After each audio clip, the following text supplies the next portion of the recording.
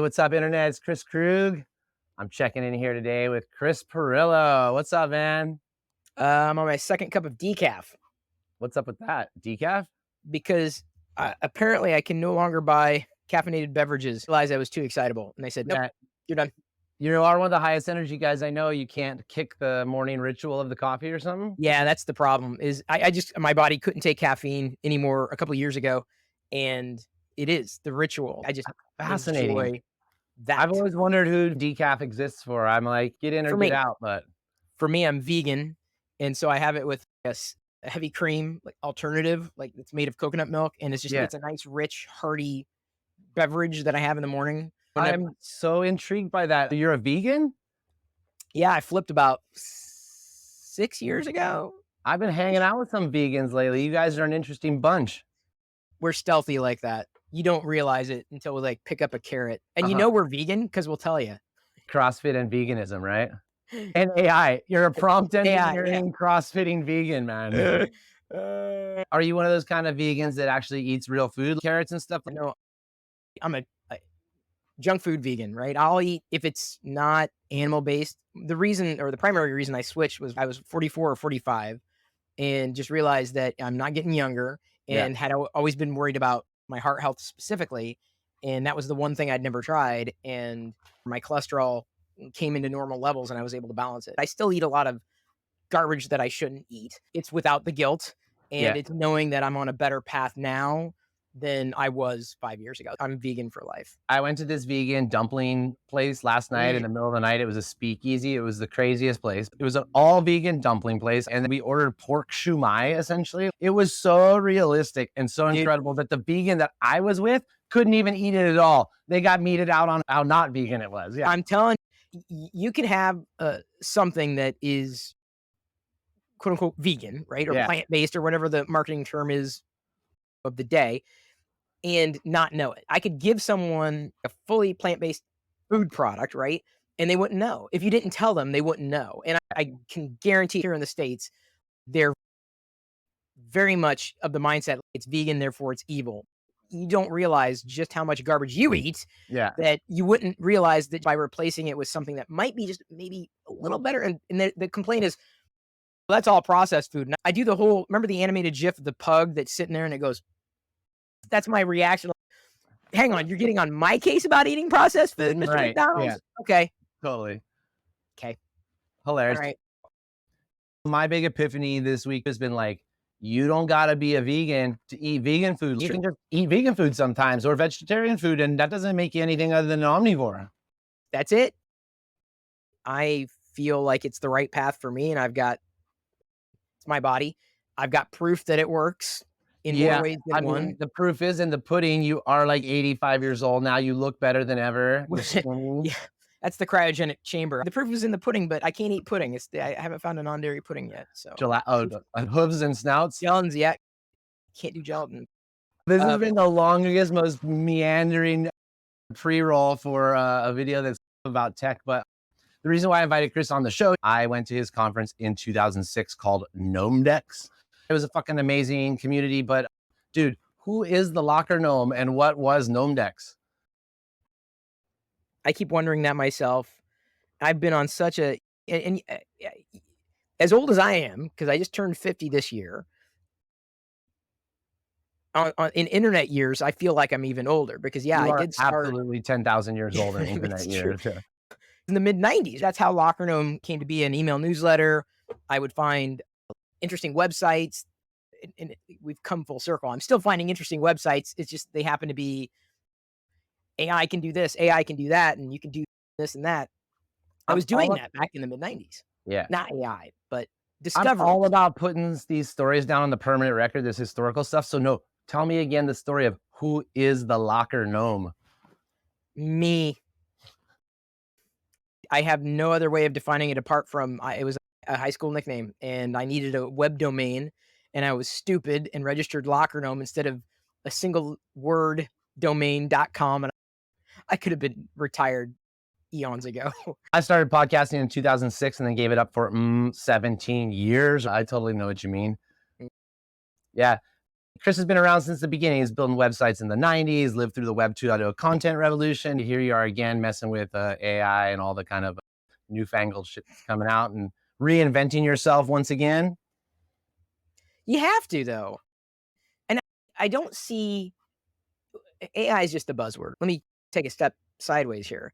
I don't catch every single trend that comes down the pike. I just totally ignored crypto and blockchain and NFTs and Web3. I get it. I understand its value, but it didn't resonate with me when some people pivoted, right? They went from yay crypto to yay AI. A lot of people, I know where you're going with this. I walk the same path, and I believe the reason is probably because you're more of a content creator than an entrepreneur. I was watching your thing on GeekWire the other day where you were talking about never receiving investment and bootstrapping from the ground up. You're like, I wouldn't even know what to do with the money if it came and they gave it to me. I think the people that pivoted from Web3 straight into AI were guys trying to build internet businesses specifically, more than people who are just like producing content for the love of it. And so AI, AI woke me from my slumber. Pandemic was ending. I was starting to reinvent myself as a photographer. AI comes around and completely woke me because of its ability to specifically around like creating stuff, putting it out there, finding my voice, building an audience around that, getting it out into the world. It was the stuff that really got me going again. That's something that always excites me about technology. I don't get excited for the sake of it, right? A new iPhone comes out, I don't get all that excited. I'm using an iPhone right now, connected to the Mac by way of a continuity camera, but hardware doesn't do it for me. Software does it for me, and specifically what that software does, what it enables. Don't tell me a feature, tell me its impact. That's where the excitement in me is. And you're right. I feel like in the past, I used to be very content minded. Everything I looked at, I figured out, okay, that could be content. This is before the term quote unquote influencer was around. Sure. And if you want to label me that, fine. I'm not saying you will. I bridle at it because I feel influence is a byproduct of creation, and I'm not being all hoity-toity about it. No Like, Kardashian, that's for sure. And it does bring with it some kind of negative connotations of like, yo, can I speak to your manager? Don't you know I'm a restaurant critic influencer here? Yeah, that doesn't rub me the right way. I fell into entrepreneurialism as a way to make the content work. Kris, you're talking about reinventing. It's hard to do. And I've tried over and over again. And the world has changed. The internet has changed. And I've had people ask, going all the way back, even before we knew each other, say, hey, why don't you do something like you did at Tech TV? Because I used to host a cable television show 2 decades ago. And then when I remind people, I said, that was 2 decades ago, dude. They're like, what? No, I'm like, it was 2 decades ago. Yeah, you're old, bro. But they ask, why can't it be that way again? I'm like, because the internet exists. And you've got YouTube and Twitch and Kick now, and so many algorithms either accelerating or punishing you for how you do things. And that is where I have been tripped up for the longest time. I know. I've heard you ranting a lot lately about the algorithm.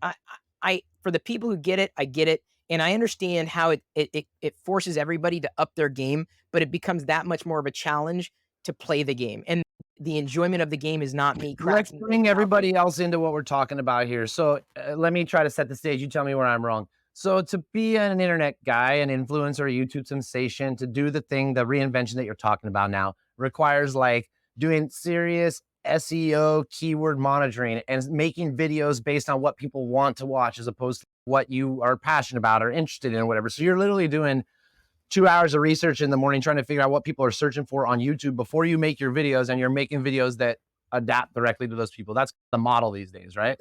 Generally speaking, although I'll go a step further, it's not so much even that because there's stiff competition, but the video itself, at least in relation to YouTube, engagement time is everything. Because if you could have, I've got like 330,000 subscribers on YouTube, but the problem is if the first few people who see that video don't engage with the video, most of those subscribers will never see it hit their feed because YouTube will basically punish you if you do not create a video that improves engagement, because that's what YouTube wants. It wants engagement. It doesn't want creators. It wants engagement. And there's a difference.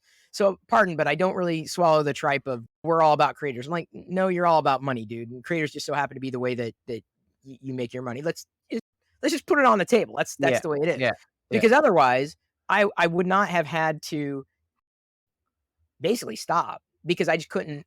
Years ago, this would have been about 10 years ago, is really when algorithmic feeds became became the norm in social media. And you might remember, you referenced 2006, blogs, podcasts. You very much had to roll your own audience. You had to press the flesh, and you had to get out, and you had to make legitimate connections and build relationships. Now it's turnkey, and now it's scalable, and now that's what made these companies like Facebook, X, or Twitter back then, right? Even though the beginning of Twitter, there was no algorithm, it was just this home feed where you were following literally everybody on Twitter. Yeah. Um, it was different, and creating content, I just fell naturally into social media. I'm like, this is great, this is wonderful. Oh my god, and then they turned it off. Here, like Facebook, yeah, come on in, come on, build your audience here, Right. build it here. I'm like, yeah, okay, that's great. This is awesome. Oh my god, this is so great. Yeah. And then they turned it off, and you wonder what the hell happened. And I would say for me, has been a dark period for a number of years, and it's taken a lot for me to get my bearings again. Yeah. I've done a lot of soul searching to figure out what it is that I want to do, what it is that I can do, what it is that I do well. Yeah. And went working for Intel for about 4 years, and I'm on the job market because I feel like got a lot of experience to lend Yeah. someone or something. But until that happens, I've got to invest in myself. And the best way to invest in myself is to double down on the assets that I have and play the game the way it needs to be played. So I'm basically having to dive into savings and pay for what needs to happen in order to make what it is that I want to do happen. In the Totally. sense that I might be good in front of the camera, but I'm not good at figuring out the YouTube thing the way it's played right now. So yeah, I've got to outsource editing. I've got to outsource a lot of that optimization and trajectory. I've got to even outsource writing, despite being a writer, because writing is all about the engagement that you get. And you have to hit certain points in order to flatline, which is good with the engagement. You want that. You need that, because that's the only way I'm going to be able to take hold again. It's no longer sufficient just to do a video. That's the bare Wow. basics. So you are being very strategic about the videos you're making. Talk to me a little bit about the strategy that you piece back to. Actually, before you do, I wanted to say one thing. The pandemic for me was very much, I think, what it was for you as well. I was able to do some soul searching. I was pretty much a perpetual motion machine right up until the pandemic started. I came back from a 6 month trip doing photo shoots in Africa a month before the pandemic started, and everything went from 60 to just zero overnight. And I rented a farm, and I grew some vegetables and some animals and some ganja, and I had a great time. But things dried up all the way, and I did do some soul searching during that time. And I wasn't even sure things were ever going to fire back up like they had before. I literally had given up the idea of being a world traveling photographer, traveling around doing stuff. I, I wasn't sure if that was ever going to happen again. And as it has started to fire back up, I'm going to say since last December for me and stuff, it's been a process of very intentionally putting the pieces back together in a way that like I feel a little bit more in control of, instead of like it Yeah. controlling me or Yeah. whatever. And so, Kris, man, I feel that pain. I've got a family to support, right? A wife, child. And I was an entrepreneur, right? I carved out my own career path before there was a career path. That's not braggadocious. It's just flat fact.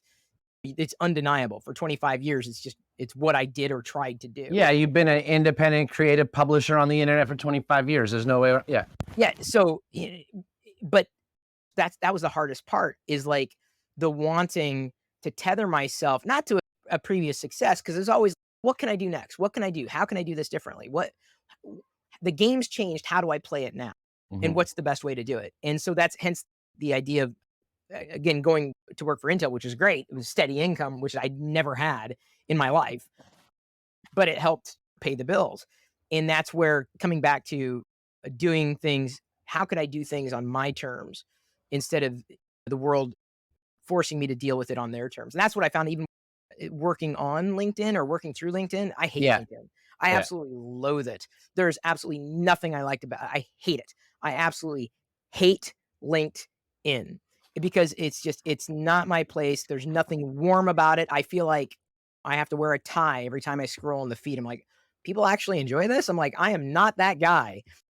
Okay, I agree with you for the most part, but in the last 6 months, as it started to take off again, I found that I've been able to insert my pirate messages into what's usually a pretty stuffy environment and finding like it works for engagement. Like it might not be the best representation of my professional brand, but by Right. hopping in there without my suit and tie on and just being my renegade pirate self, I feel like maybe I am injecting a little bit You more know, awesomeness into the LinkedIn world or something like that. so here's what I'm doing. Feel free to take the ball and run with it. But like I was doing, I still am doing these little shorts where like the tech news of the day, Amazon announces something, or Microsoft does this, or heaven forbid, Elon Musk Blah, decides blah, to, blah. Yeah. whatever.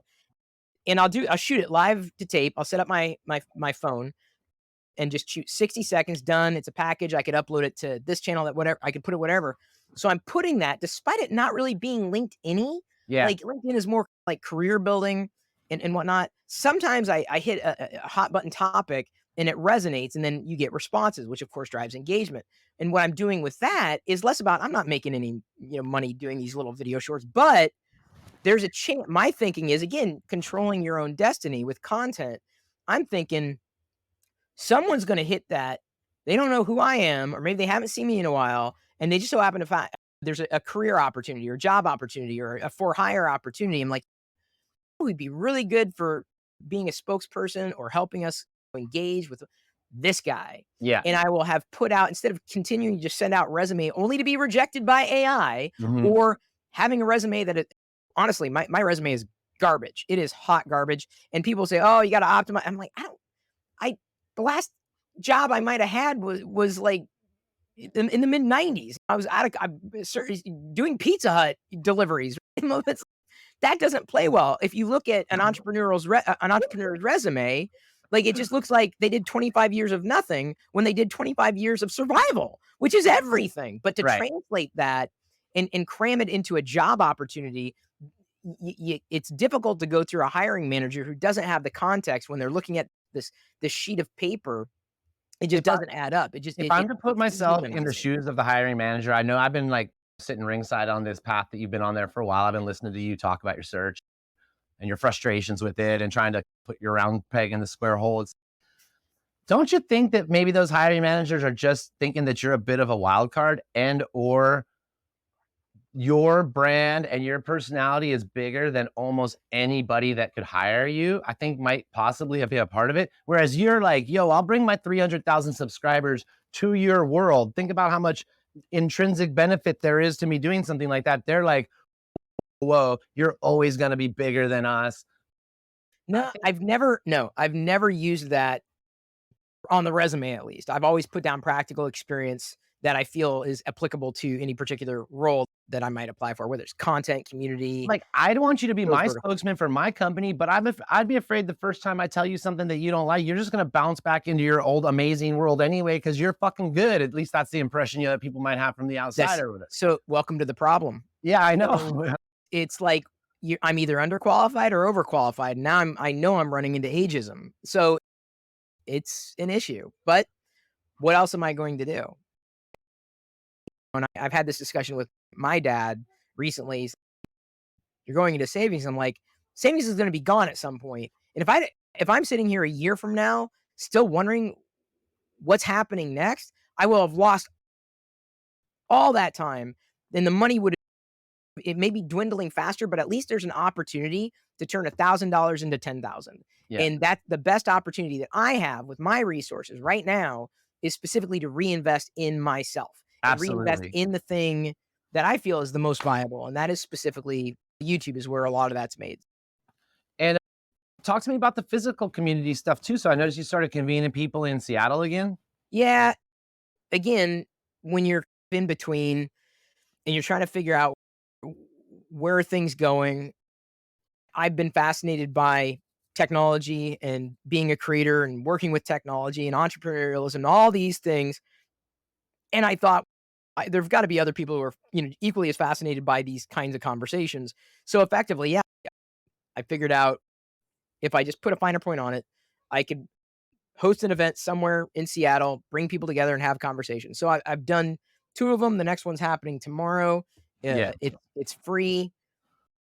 Be hosted at the Microsoft Redmond Reactor, free parking, free admission, free beverages. Like not Okay, but so my impression is, dude, you're bringing a lot of people together who want to talk about stuff and share common interests. Isn't there a business in there?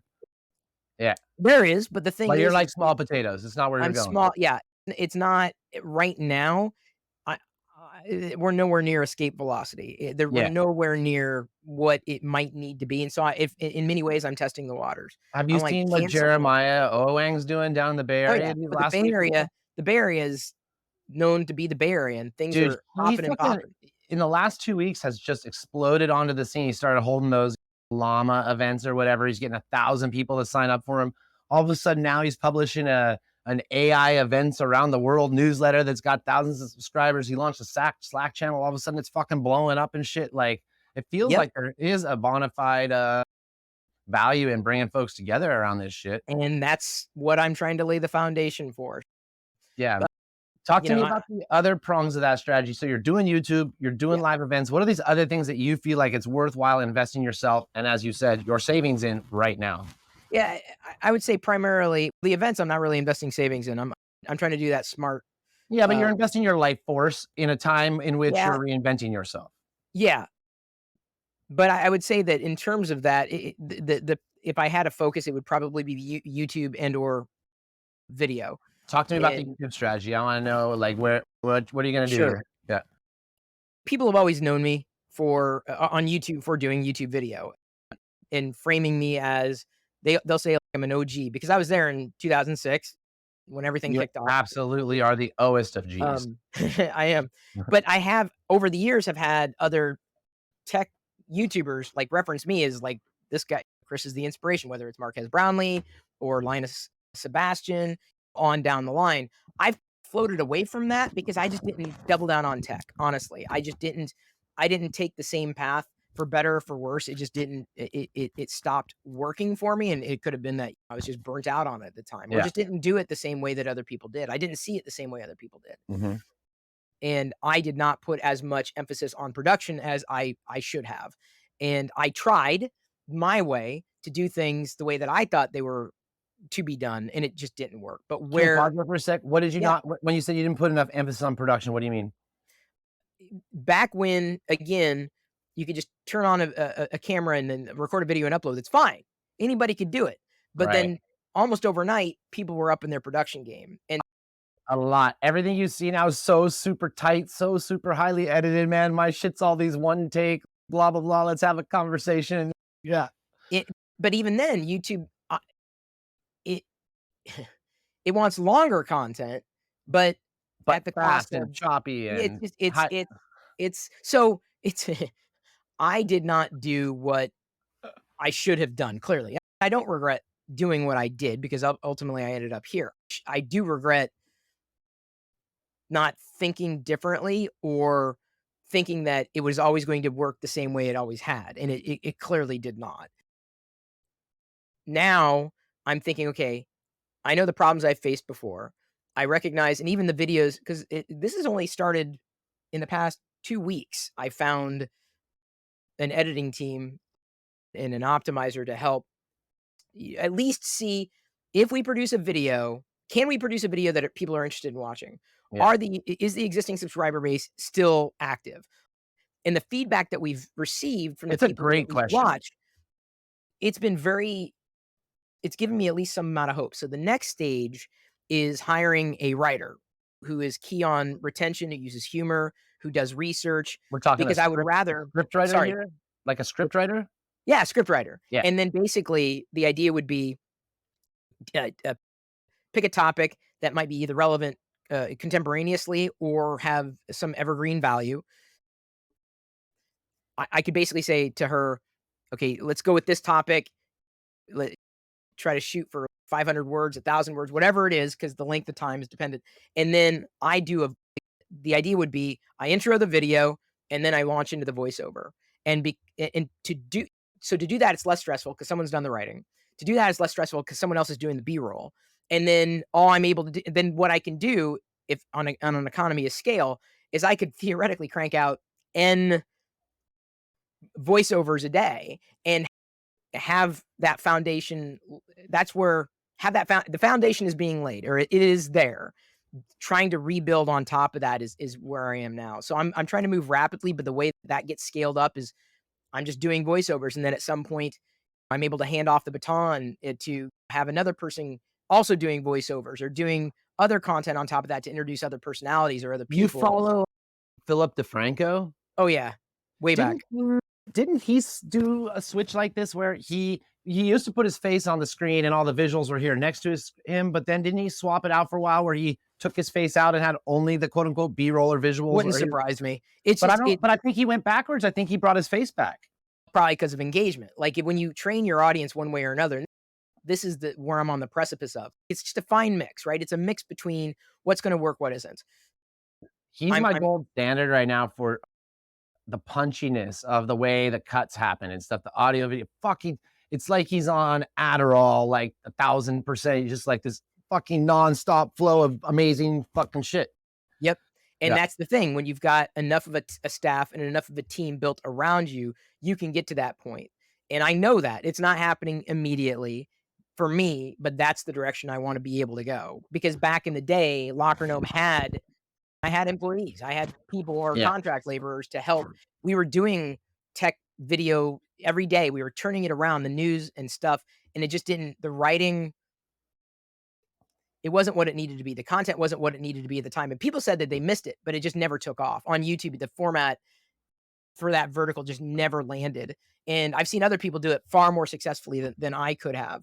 So I'm looking for mixing my persona with my interests with Yeah. what is going to resonate with the audience. And so I feel like I'm going to tilt closer to a Watch Mojo style with geekiness than I'm anything not else. familiar with that one in particular, but I was going to ask you to hit me up with a few people. Upgrade my heroes here a little bit. Who should I be watching? Who's Well, doing it? Watch Mojo's not really a hero per se.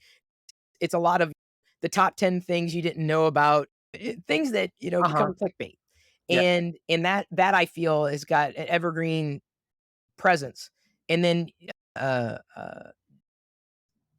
that's also the thing that allows me to not have to stress as much because there's only so much I can do. There's only so Yeah. much knowledge I have.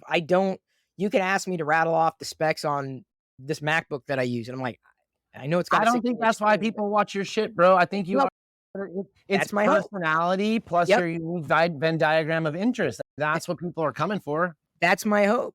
Yeah. And so I even steered with I just got I'm using the new iPhone 15 Pro Max to record this or to stream into this. I've got it connected as a webcam.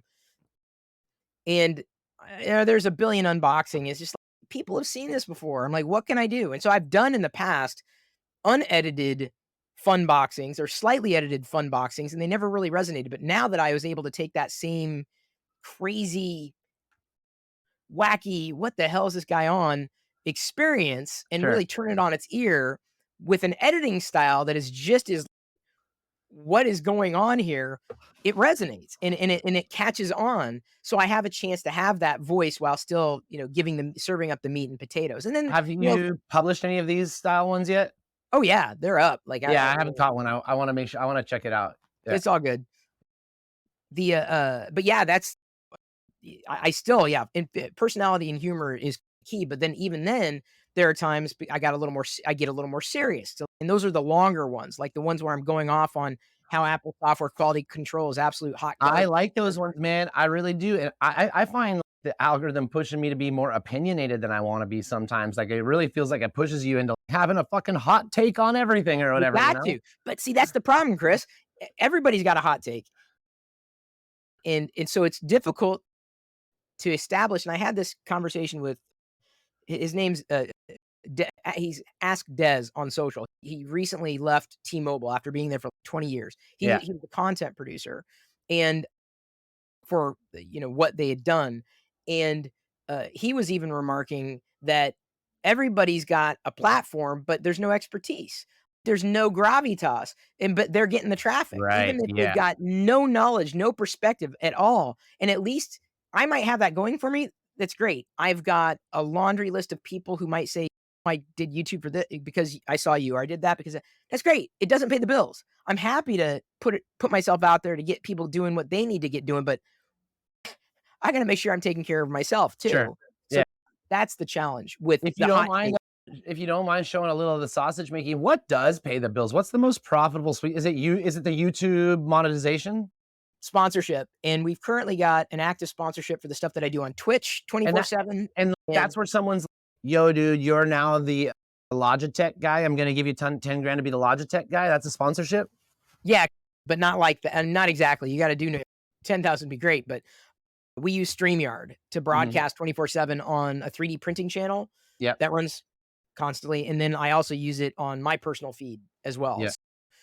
We use StreamYard specifically, and so Yeah. then I negotiated a sponsorship because they were really happy with how they were using the platform at that time. So in many ways, to come back to, where does AI play into it? Where does the events play into it? Sponsorship.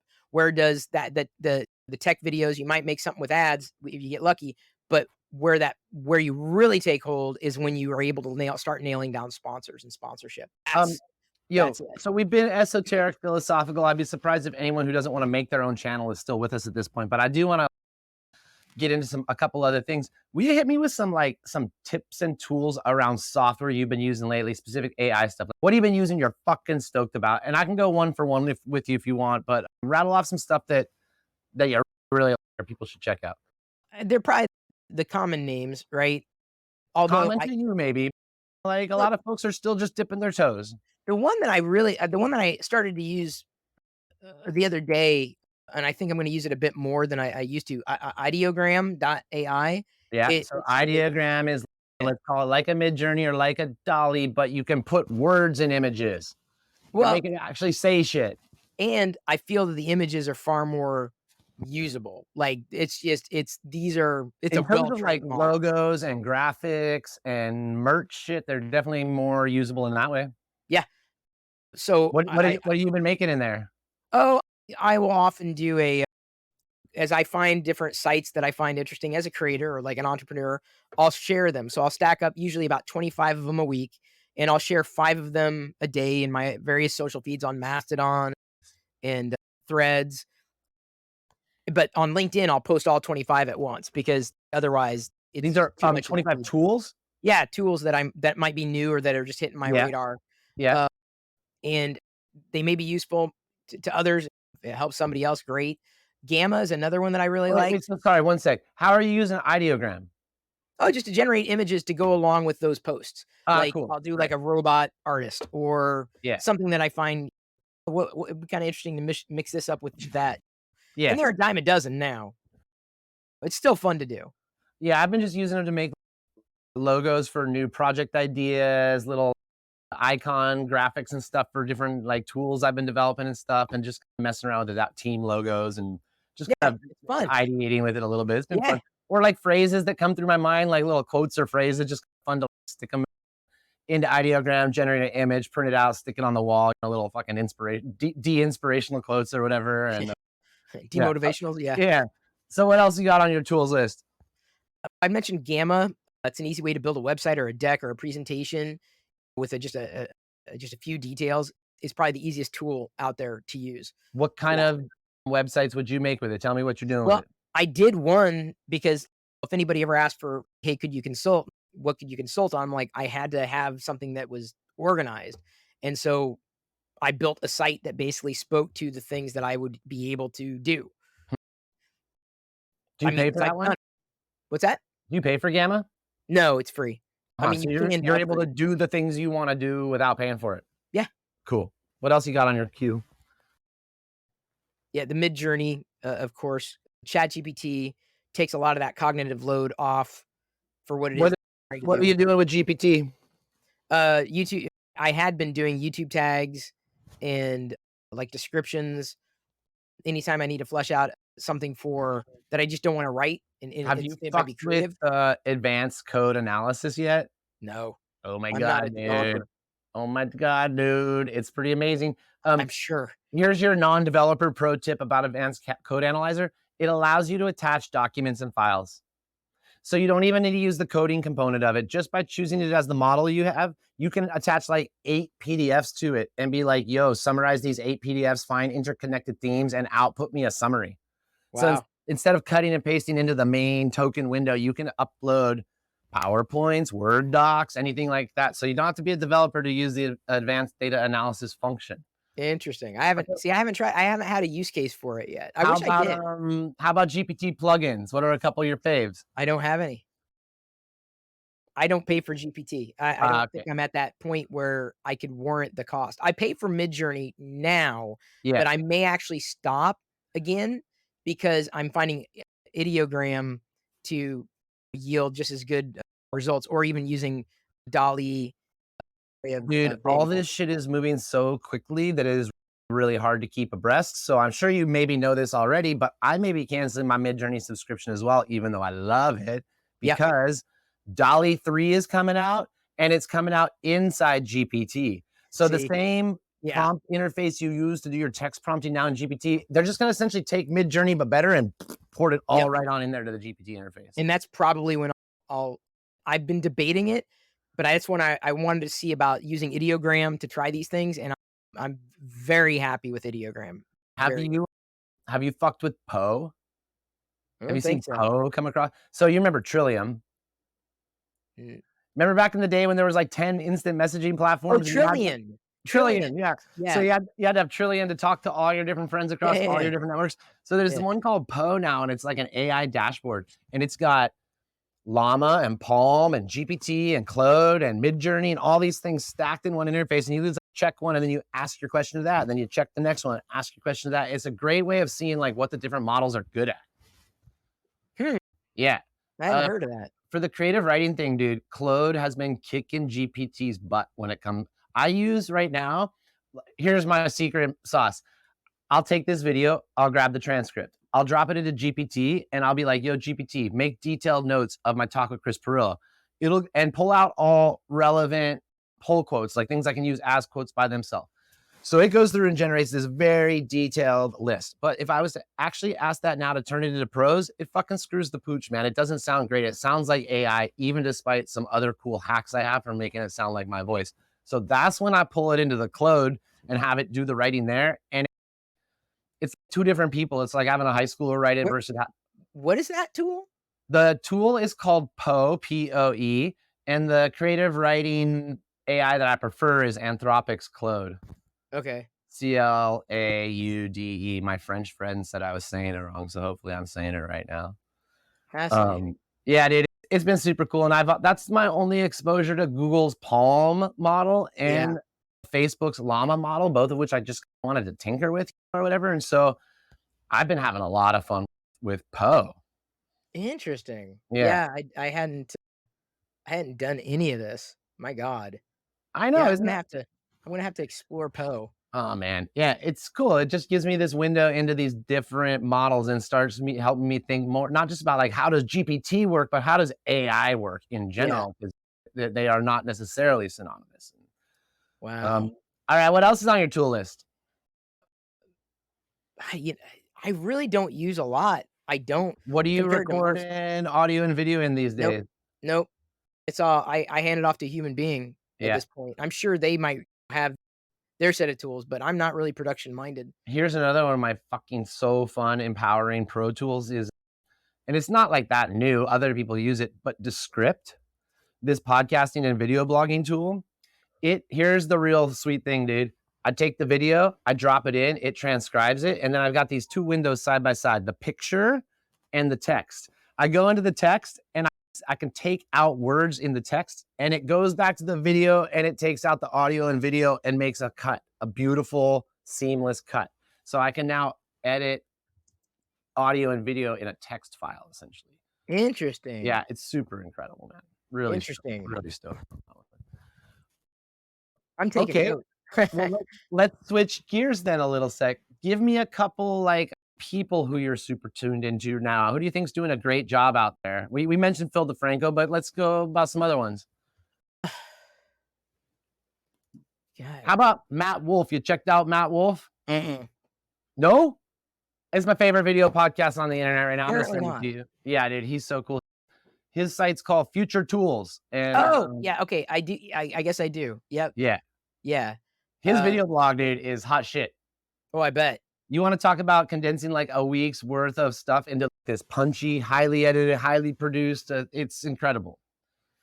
I don't Plus, know if I've watched the video, but I think he's one of the people that I follow on X. Oh yeah, man. He's a legit source, dude.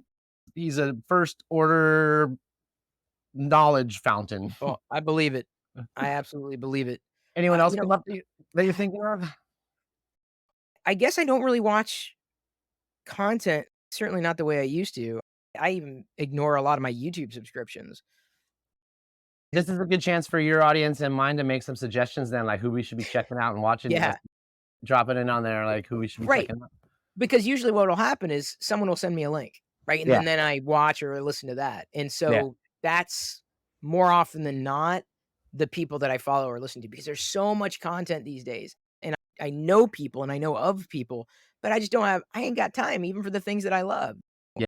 I spend more of my time watching produced content, as in traditional content, like streaming media, like on Apple TV Plus or Paramount Plus or whatever, on all the streaming media platforms. When I have like bandwidth, I spend more time with that than I do online content.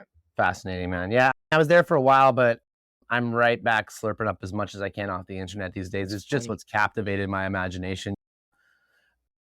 Hey, I want to go back in time a little bit and just talk about some of the Gnome Deck stuff because it's meant so much to me over the years. I just wanted to put out there that like people I still work with to this very day came from meeting them at Gnome Decks. That's funny. And it was early internet. It was It was. focused around personal publishing. To say that it was non-commercial is not exactly fair because there was Well, sponsors and money to dang be right. made and stuff, but the commercial nature of it was more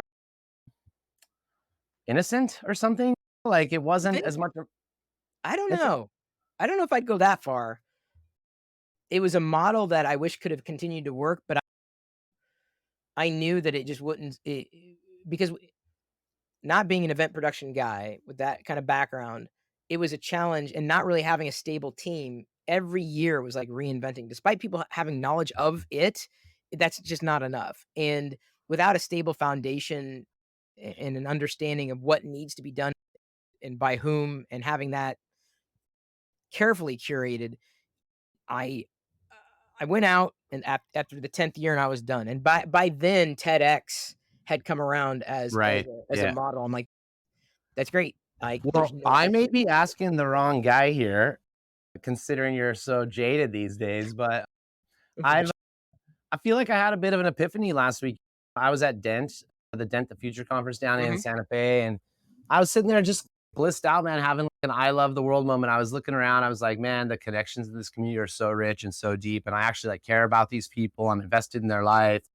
This is pretty fucking amazing. And then the next thought I had was like, things didn't always start off this way. And the only way to make things this way is time, this element of time passing and those relationships really, even ours growing over 20 years or something. It's a lot different than just some hot new creator on the internet or whatever. Like I'm invested in more than just your show, your life and stuff. And so anyway, as I was sitting there, I'm like, yo, Kris, if you truly do want to have something like this someday, the only way to do it is to put your stake in the ground now and to declare based around my personality, my unique interests, and the beauty of the networks that I've put into place over my life. I am going to, I think, start a conference. Have fun. Tell me, It hit me up, talk me yeah, out yeah. of it. Talk me out of it. No, I will not talk you out of it because I've had the experience several times over, not just with Gnome Decks. I ran Vlogger Fair for 4 years, tried to pivot that, just didn't have the right team. Did a couple of like toy collecting events, which I loved, Mhm. but just didn't have the right partnerships.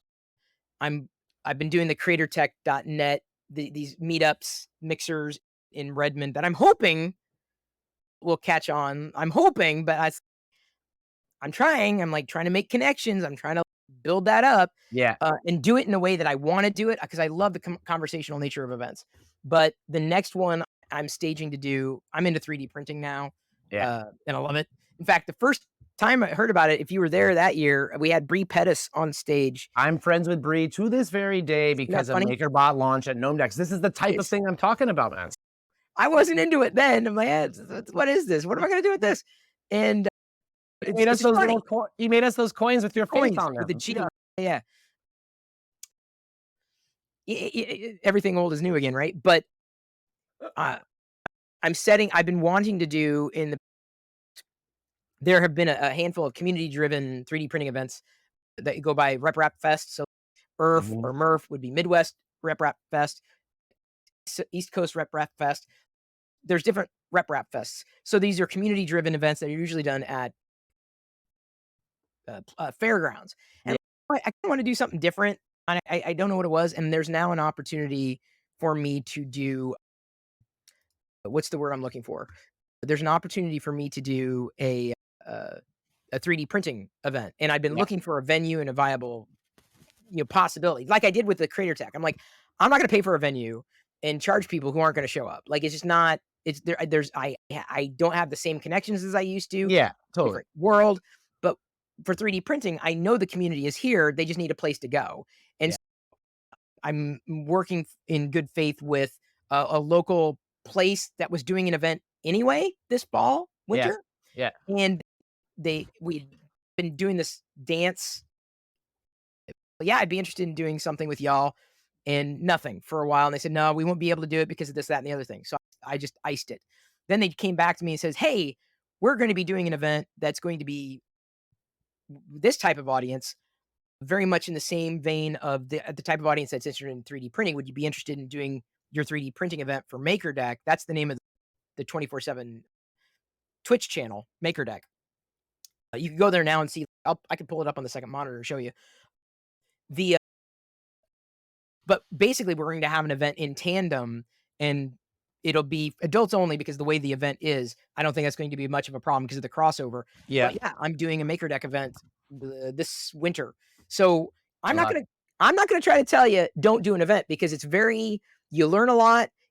You're on the radar in a different way. You gain experience. You'll stress out.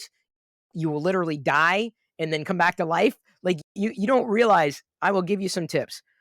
Good, because I'm about to ask you to join my advisory board. So please give me Oh some shit. tips. Oh boy, I stepped into it. So minimize your risks up front. Bootstrap. Mitigate your risks. Bootstrap as much as you possibly can. Make connections where you possibly can, and when you're in the process, you'll learn a lot. And I've certainly learned about what I don't want to do or how I don't want to do it, how I want to have the event be done, and how to drive it. I can host the shit out of anything, Sure. but the thing to keep in mind, day of event, you're done. That's it. You Sure. can't do you Yeah. can try changing things, No, you have to switch into host with the most mode. Set it all aside and you're balls in just there to have motion, a and good time. Yeah. trust me, things are gonna blow up. Someone's cat exploded, then you Yeah. have to think, clean it up, and Oh my then God, just do this, exploding make this kitten. decision. You Fuck. gotta it's in a different mindset, and then when you're done, you just you feel this sense of accomplishment that is almost unparalleled. And that's the thing, that sense of accomplishment that you get is the thing that energizes you to do the next event, even when you know you're going to die Right. and then Well, come back to life. I've got a couple things that I'm thinking of as I go into this. I'm trying not to be manic about it. I'm trying not to be like, I'm gonna have the best event of all time or anything like that. I'm hoping to have 35 paid people in the first year or something like that. I'm building my budgets around like a pretty small core that can grow out over time. I, I'm approaching it from the sitting there at Dent perspective of looking back on a 10-year arc. So I'm looking 10 years from now, and I want to be in a sweet venue, in a sweet location with tier Right. one keynotes, awesome Right. activities, great musicians and bands playing, and we'll get there baby steps along the way or whatever stuff. Yeah. So yeah, I'm gonna bite off a small chunk, and then I'm That gonna that chew that chunk, and then I'm that's gonna. reasonable. That's what I was thinking. And yeah, I think it's gonna be like just it's gonna be artier than a lot of tech events. I want to bring in some South by Southwest stuff. I want to bring in some Burning Man slash bar camp slash food camp values of. I'm sorry, there's no attendees here. There's only participants. You got to bring something to the table if you want to be a part of this community or whatever. Right. And it's got to be a little bit more than just money. We all bring our money to the table, but you got to bring something else too. Right. Is maybe the ethos. And Yeah. I mean, like, I even feel a bit of a sense of responsibility because, dude, as a photographer, I've got to go to the coolest events in the whole wide world. I've been to the TED Talks, the Pop Techs, the South by Southwest, the Dent, the Gnome Decks, whatever. And I've ingested all this shit and synthesized it, and now I want to share my unique perspective of it with other groups of people. that's reasonable. Yeah, man. That is, yeah.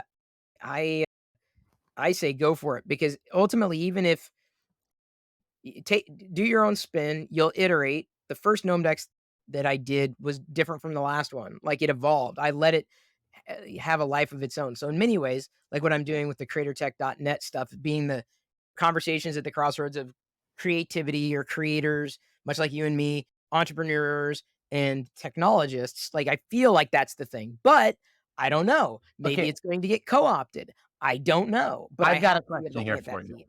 And maybe I should wait for our first advisory board meeting, but I'm going to ask it out loud right here, right now. So, part of what I think makes Dent work is Steve Broback and Yep. Jason Preston are equal partners in this thing. And what that allows it to do is it allows it to be easily bigger than either of them. So, Gnome Decks wasn't about Chris Perillo, but No, it was. I didn't And want it to like, be.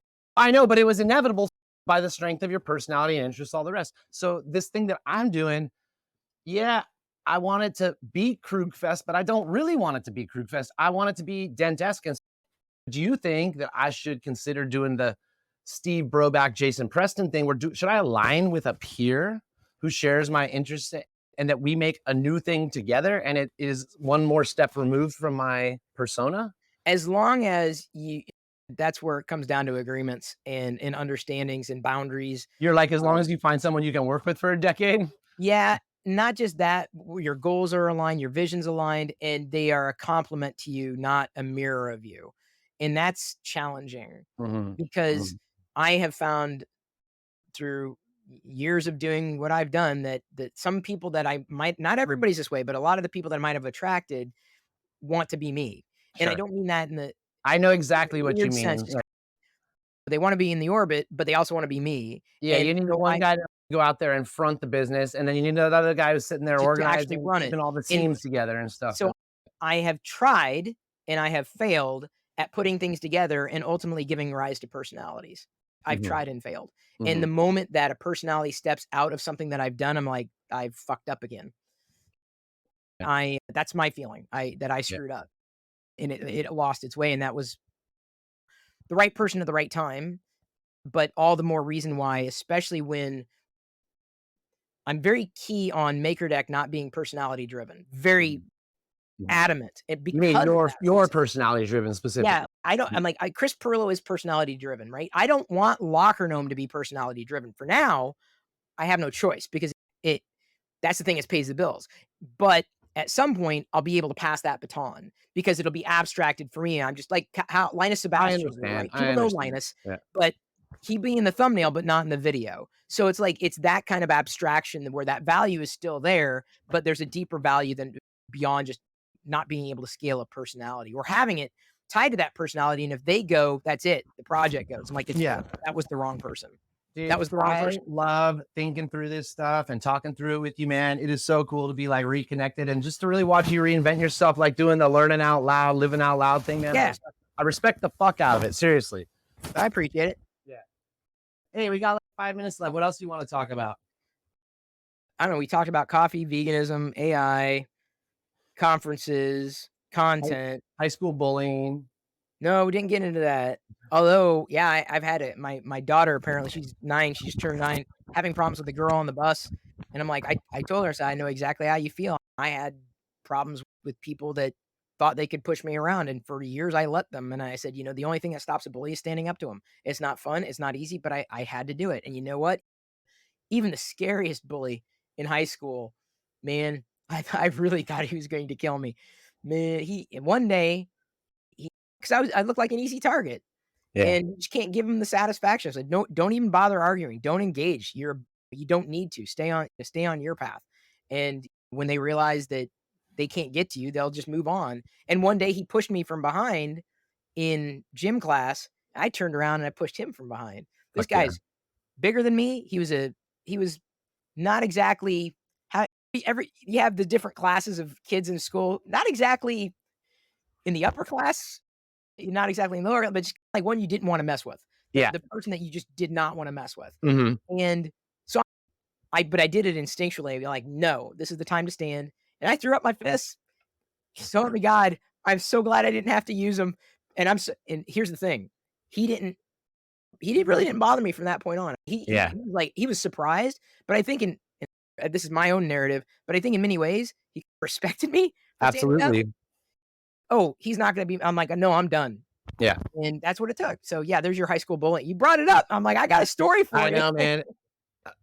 It's so funny. It applies all the way to this very day. There's a couple times recently, people have been trying to bully me online a little bit and stuff, and just kind of like standing up saying you're not going to take it. And it's not easy. Like, people will back the fuck off once you tell them that, no, this is Not. This is the boundary. This is the boundary. Yeah, man. Yeah, it's key. Yeah, I could go on. Dude, you can give me any topic and I can spin on it for an hour. I'm a talker.